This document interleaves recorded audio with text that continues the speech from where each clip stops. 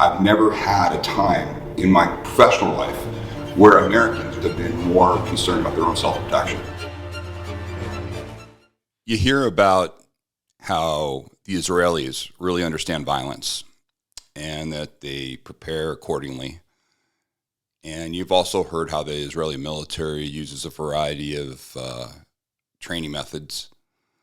When it comes to hand-to-hand, the best known, obviously, is Krav Maga. In this interview, I'm going to talk to one of the top people who's actually over there, who actually is training, who's actually still in the military and training military personnel over there. So I like to go to the sources.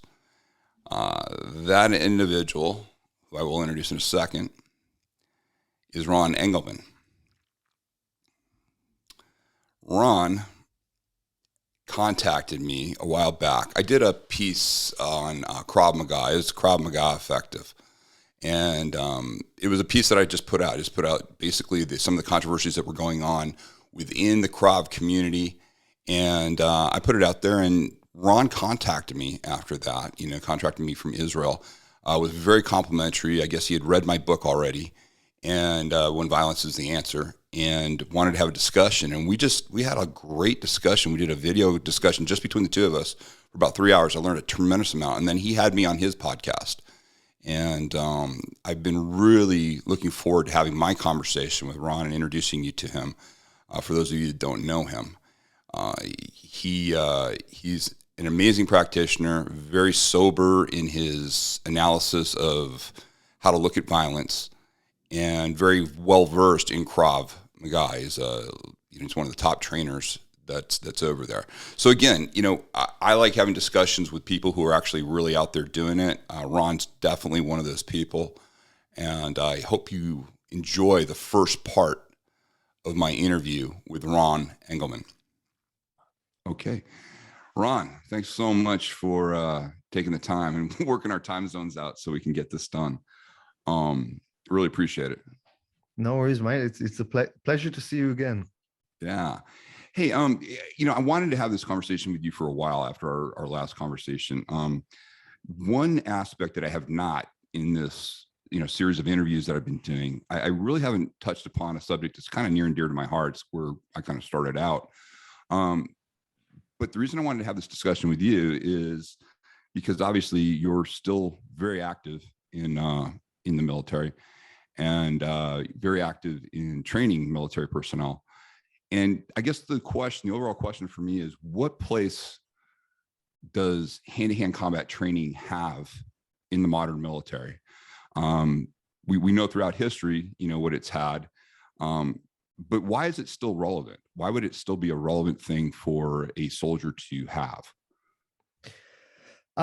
So that's a big question, but the short answer is that it's huge. There's a huge part that hand-to-hand and self-defense training has in the military and in the Israeli military, in which I'm active, and which is for better and for worse, probably for worse. It's a very active military. That means that we have a lot of real threats on our doorstep, and we've been fighting for the last 80 years for survival here. So we've seen a lot of combat, and there's more and more every I've been involved now in the military and training for a couple of decades, and every year, all the time, there's more and more prominence for self-defense. In Israel, we do Krav Maga. I'm a Krav Maga instructor, and there's more and more Krav Maga training every step of the way. From year to year, we come back, and the orders from the commanders and from the field is that we need to be doing more of that. So I guess that begs the question, why? And that's what your average soldier would ask you as well. When it's not so much of a question now, because it's become dead obvious, but maybe about 20 years ago, when I was teaching soldiers, they'd come to Krav Maga class and they go, why do I need to learn how to, so self-defense, Krav Maga involves hitting people with your fists, with your feet, using the weapon as a cold weapon. So that term, if it's not familiar, a cold weapon is anything that doesn't fire. So that would mean using it as a blunt force object to hit, to block. We use the rifle a lot for that. With law enforcement, we teach, using a pistol as well. If you can't use it to fire, you can certainly use it to hit somebody in a life or death situation. So the soldier asks, why do I need to have these hand-to-hand skills? I'm holding an automatic weapon. Surely I'd be using that. It's not a question that we get asked anymore because it's become pretty obvious, at least here in Israel. Nobody even wonders about that. But again, I'm probably going to make this a pretty long answer. Hey, that's the beauty of this format. And the interesting part about that is I want it to be very complete. So please take as much time as you need, because I think it's really important that people understand, and everybody understands immediately. Listen, you're part of the IDF. Everybody understands the history of Israel, regardless of politics or anything. You guys are extremely active. Coming from your background, it's going to mean a lot. And that's interesting what you said about 20 years ago, because I've noticed that too. That's, 20 years ago was a lot harder sell for hand-to-hand combat. Well, a big part of it, we're fighting a different war, and we're all the time fighting a different war. There's a saying in the military that we're always preparing for the previous battle. Right. And the next one's going to be different. It's going to be nothing like it, because the enemy learns, the enemy changes, develops. It's a different enemy that you're facing all the time. And the military is different, and the operations are different, and the situation that you're functioning in is different. So when I was going through boot camp, this was back in November 2000, and from there advanced infantry training, all the training that I was doing before qualifying as, besides a Krav Maga instructor, which is something that's quite unique. For myself, it exists. It's not that common. First and foremost, I'm a combat soldier. I think the equivalent rank is a master sergeant for the American military. And I'm still on active duty. I still get deployed. I'm still very much a war fighter. On top of that, I'm also a teacher, and that gels together quite well. So when I was going through my training initially as a young recruit, we were training to fight, against the Syrian commandos on the Golan Heights, right? This is classical trench warfare, infantry tactics. That's what we did, open area battles, because historically soldiers wouldn't do much CQB. That wasn't the type of combat that we were fighting. It wasn't the type of combat that the military was. It existed, but that's not really where fighting took place. It almost sounds ridiculous to say that now, because in the last 20 years, we've kind of experienced that the vast majority of fighting happens in close quarter. It happens in urban environments. So if historically we'd say that, hand-to-hand combat a soldier uses when they run out of ammunition, which is not really something that it certainly happens, or when the weapon jams, which is also a very, very big thing. Now we're finding more and more so that, let's say a soldier is clearing the house out of nowhere, somebody will jump at him with a knife, try to grab his weapon. The rest of the team might not be able to, because of the urban environment, to help or to fight, and the soldier needs to be able to fight that off on its own. That's one, let's say, application of hand-to-hand combat that wasn't really prominent quite a few years ago. Another, I mean, in Gaza, we're dealing with terror tunnels. It's not out of the question. It certainly has happened that, you'll be in a room, maybe you've even already cleared the house, and you're there, and then out of nowhere, somebody will pop out of a hole, grab you, and pull you in to take you hostage. Like, this stuff has happened. And forget about being able to operate your weapon against something like that. You need to be able to fight with your fists, with your teeth, with your fingernails, with everything you've got. So that's one application that hand-to-hand combat has become much more prominent, because all the fighting, and even the gunfighting, even the pistol fighting, everything happens in such close ranges that hand-to-hand plays a critical role. It's very likely that you won't be able to use your weapons. Another aspect of it is that we're operating within dense civilian populations. That didn't used to be the case, quite a few years ago, and especially the tactics that happened. But now it's not out of the ordinary that you're walking around and you're doing your missions and you're deploying, and to get to where you need to get to, or just through normal patrol, you're passing through civilian population. And depends on the density, people might be really close to you. And you might not, obviously you want to try to avoid that, but that might not be a possibility. And then out of the crowd, somebody jumps at you and starts stabbing you. This is something that you need to deal with. So, and in these close ranges, being able to deploy and use a rifle, or even getting out using a pistol, becomes a bit iffy. And that's why the soldiers really have to be skilled in hand-to-hand combat. So maybe that's kind of like just like a briefly understanding of why it's so critical. Is because the missions that we do are completely different. Like I said, when I was going through boot camp, we were training to fight in open areas against enemy infantry. By the time we deployed, this was the second Intifada, just broken out. When I was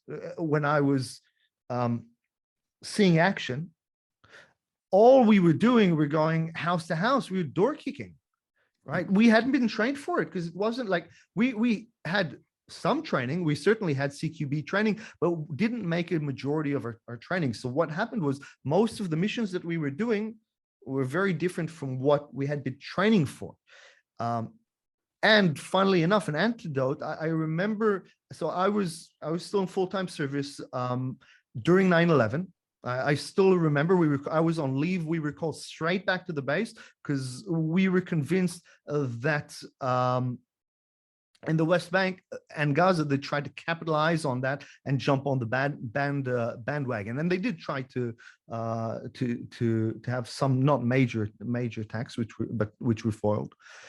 But shortly after, before the United States, I remember especially before Iraq, all of a sudden, I was probably corporal back then, and all of a sudden I see all these American high-ranking officers just walking around our bases and talking to our commanders before it isn't, and it's like, what's going on with that?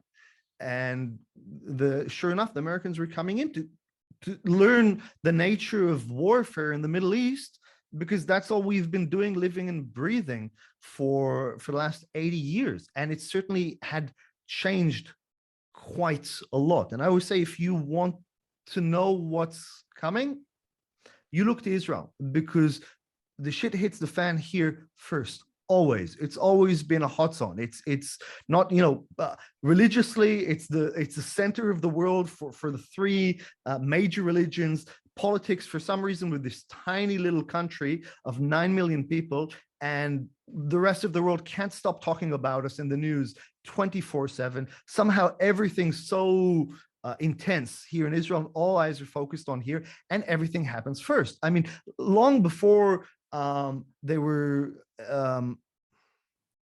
bombing subways in Spain and the UK, that was happening here. The terrorist attacks, that was happening here way before it started hitting Europe. The ramming attacks with cars that were running over civilians, like the one that happened in Toulouse a couple of years ago, where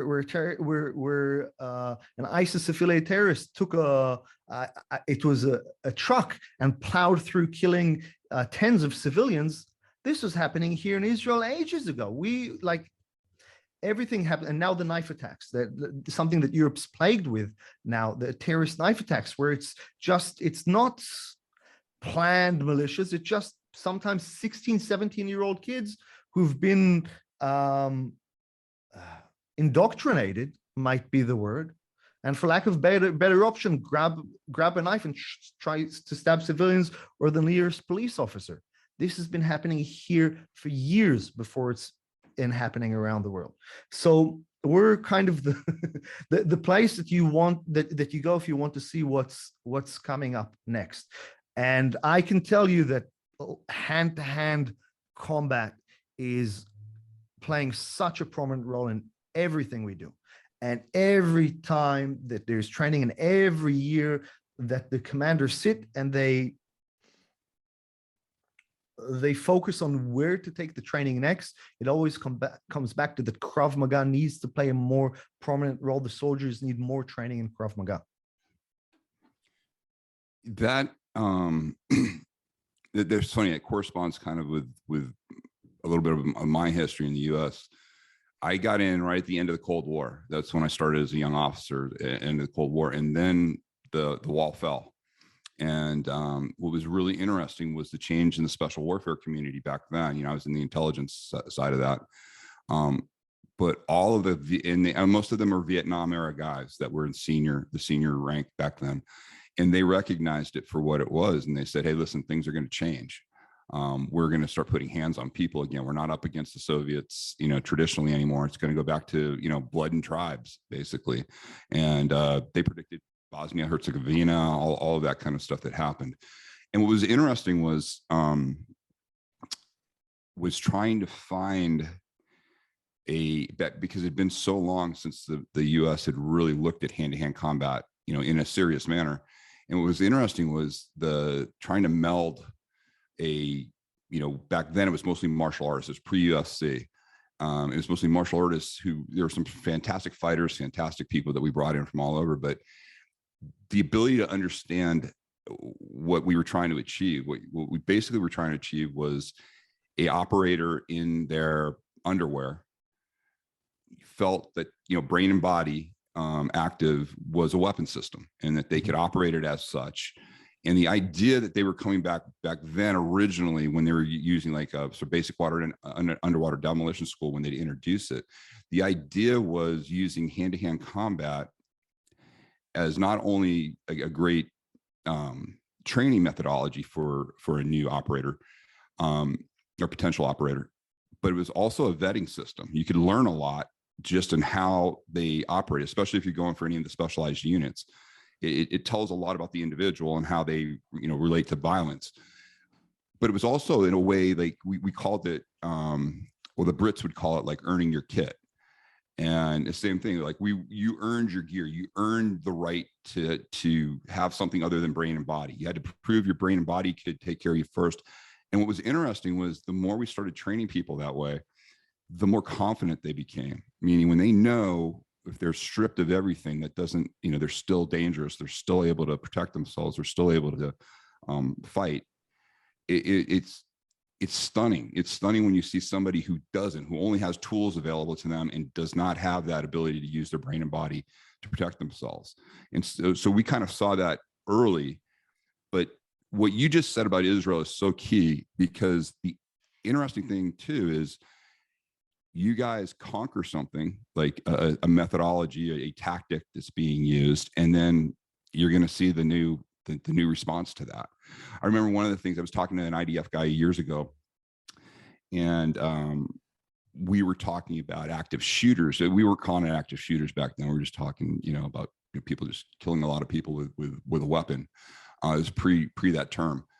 And I remember him telling me, I was hanging out in Haifa, and he was saying, oh yeah, he said, no, we understand about swarming a shooter. We understand about going in, you know, the public's really pretty comfortable with that. He goes, as a matter of fact, that's why, you know, the next tactic was the suicide bombs, because, you know, you could shut the shooter down too quickly, so that they would change tactics. And I think that's really interesting, is that, you know, people need to understand that. And again, take politics out of it. Like you said, it's unfortunate that that's the case with Israel, but it's also, hey, there's good information here and it's harbingers. And I'm not surprised that you had senior U.S. people showing up after 9/11 and trying to say, okay, how are we going to approach this?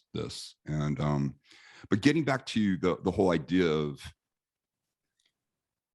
the fact that where you guys are at right now, you are house to house, you're handling hand-to-hand combat is not only prominent, but even, which is really interesting, even your leadership. acknowledges that, because that's not necessarily the case in the U.S. From where we're at. There are people pushing it, but they're not. They don't see it at that level. As a matter of fact, they're a little uncomfortable with the idea of hand-to-hand combat in the traditional sense. Well, I guess one of the things that we're seeing is that soldiers everywhere are more and more involved in what have been traditionally peacekeeping missions, like a soldier. If we go back to World War II, a soldier is, responsible for going in, conquering, taking control of a specific territory and expelling the enemy combatants for it, so that the tanks can come in or whatnot. That's not the case nowadays. You don't just, storm a certain area. There's civilian populations around, and you're moving in them, and there's much more friction between the military and the civilian population. And that's especially where we're at, but everywhere we've seen in Iraq and Afghanistan, it's unavoidable. So you're getting much closer to people. And not, it goes two ways. Not every situation calls for lethal force. We certainly understand this for law enforcement, but it's the same thing for the soldiers. It's to be able to have options. Like I can have somebody in front of me, they can be irate, I'm trying to calm the situation down, and then suddenly they grab and they try to pull my weapon off of me. Right? That's a problem here. One is I can't shoot. Two, maybe my teammates around can't shoot yet either. And maybe it's not clear cut. Maybe they're not coming to grab my weapon off of me. Although I probably would, if somebody tried to grab my rifle off of me, I probably wouldn't wait to find out what their intentions are. Right? But having, I like to call what we do, I like to call Krav Maga, or if you want to call it self-defense, as the science of options, right? My job is to give you options. I can't tell you that this specific technique or this specific move or this specific is the right thing for this situation. Like, if somebody comes and puts a knife to your throat and says, come with me or give me your wallet or whatnot, you're the one who needs to make this decision what the right thing to do is. If somebody puts, I was having this discussion, somebody puts a knife to your throat and says, get in the car, the right response is probably to fight right there and then. Right. Again, maybe yes, maybe not, probably yes. You don't want to go to secondary crime scene. But if you don't have something in your toolkit to do about somebody putting a knife to your throat, you don't really have any options. You got to more or less comply. If you have some training, or even not even training, some understanding of what to do in the situation, you've thought about it before, now you have an option, right? If somebody puts a gun in your face and says, give me your wallet, your best choice is to give them your wallet, okay? But it's certainly, if you've given them your wallet, your car keys, your phone, everything, and they're still there pointing the gun at your face and they show no intentions of going anywhere, well, now you got a choice to make, right? Are you going to wait to see what their next move is, or are you going to take action? I don't know what the right answer to that one is. It's going to depend. But my job as a trainer is to give you options. So that's for the civilians. Same thing for the military operator. My job is to give you options. That if you're in a situation, it's not like if this happens, then do this, because every situation is going to be different. I'm going to give you some tools so you have in your toolkit that if you find yourself in a situation where somebody tries to grab your weapon off of you, or if somebody comes at you and tries to stab you, you have options, right? And it's not clear cut. People think that, yeah, if somebody comes at me, charges at me with a knife, I'm going to shoot them, obviously. Yeah, what happens if it's a 14-year-old kid? Because that happens. You're going to shoot them? Yeah. Maybe. I hope the answer is not, if you can help it.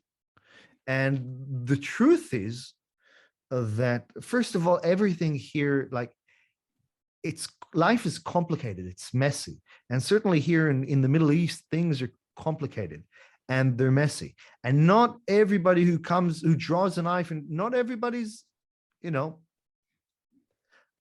indoctrinated, blood-hardened, crazy, bloodthirsty murder, right? Often it's maybe a woman who's been shamed and she has no recourse to get married, maybe because she had a lover out, and in that culture that's not acceptable. So the only way she can return honor to her family is to take a knife and try to stab a soldier. I mean, I certainly don't want to die, and I'm certainly going to do everything I can to defend myself. But if I'm confident and I have the skills and I have other options, I'll choose not to use lethal force if I can help it. It's funny you're saying that. I've told the story a couple of times, but my great uncles were Boston cops in the 40s and 50s, and they used to laugh at people that would draw knives because they were so good with their batons that they had no problem disarming somebody. Obviously they were able to use injury. They were able to use, they break the guy's wrist or they do, but they felt very confident because back then they were trained, very well on, putting hands on people. And what's interesting is I think a lot of that, I think the intelligent use of injury for the very purpose that you're talking about is something that nobody makes a good enough argument for. And it's a hard argument to make because of course they look at the liability in the US, they do the liability of things, on it from law enforcement. But there's so many people that we've had that have ended up getting shot because there's no option. Like I said, they don't have the options that you're discussing. It's not trained. It's the hot topic in the US at the moment, but a police officer who's confident in using hand-to-hand, which very few of them are, to my understanding. If very few. The training for law enforcement is not phenomenal here in Israel, but it probably depends from department to department. But a lot of the US cops that I've been speaking and the people who train them, the hand-to-hand training that police officers get is not enough. Let's put it that way. So a police officer who has no other option and can't deal confidently using their hands or using with non-lethal methods to the threat that faces them, they're probably going to revert to their pistol and to use lethal force because they don't have any other options that they're confident with. So training especially defense professionals to have good hand-to-hand skills, like you speak a lot about being able to injure.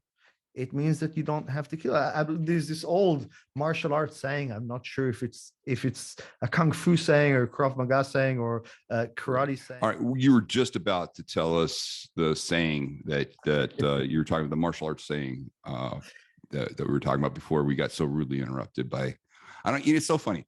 We get annoyed by this, and you think about this. I'm in Vegas. You're in Israel, and we're complaining because of this free service that glitched on us. It's funny. No, it's all good. It's all good. I love it. It's unbelievable that you can have these conversations with people all over the world, and it's been phenomenal. So there's a saying throughout the martial arts community that goes like, the purpose is that don't injure if you can only hurt, right? Don't kill if you can injure. And it goes on that you always, it's a moral kind of code. Imi Lichtenfeld, the founder of Krav Maga, he said you should be so good that you don't have to kill, right? That's the goal of self-defense. And it's, on the one hand, it's an obvious moral principle, but it also matches up perfectly with legislation pretty much everywhere in the world, self-defense legislation.